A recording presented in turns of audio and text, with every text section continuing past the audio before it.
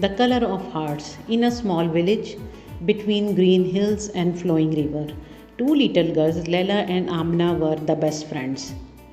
Lela had golden brown skin and curls that bounce when she ran, while Amna's complexion was deep and rich. They spent their days chasing butterflies, sharing secrets under the old masjid olive tree, and helping their mothers prepare iftar during Ramadan. One day, a new family moved into the village. They were travelers from the distant land, and their daughter Zahra had skin as dark as the night sky and eyes that sparkled like stars. Zahra was shy but kind, and she longed to make friends. When Zahra entered the masjid for the first time, whispers separated among the other children. Why is her skin so dark? She doesn't look like us. We should not play with her. Amna hesitated, glancing at Lela. Should we talk to her? Lela frowned. Why wouldn't we? She is just like us. But some of the girls giggled and moved away from. When Zahra sat near them, Zahra's smile faded, and she curled into herself, alone on the prayer mat. That night, Lela could not sleep. She remembered her mother's words: Allah does not look at your appearance or your wealth, but at your heart and your deeds.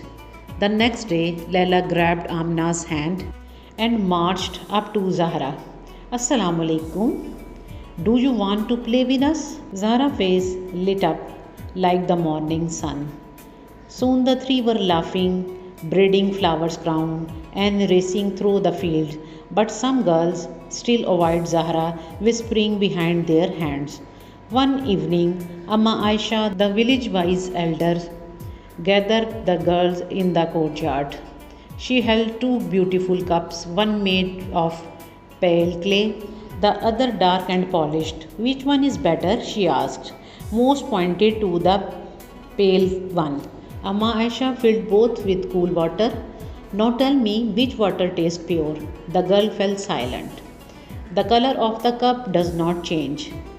The water inside, Amma Aisha said gently, just like skin. What matters is what fill our hearts. Tear welled in Zahra's eyes. Amna squeezed her hand. From that day on, the village changed. The girls played together, learned together, and prayed together.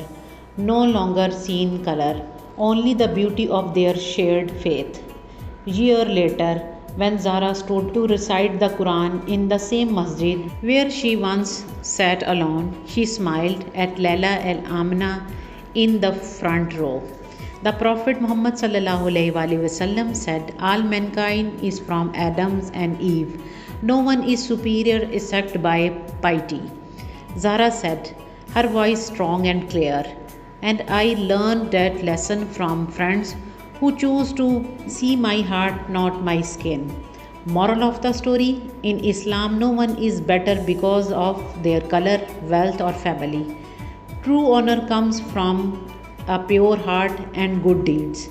Let us treat everyone with kindness just as Allah loves us equality. Thank you very much for watching. If you like the story, please don't forget to subscribe my channel.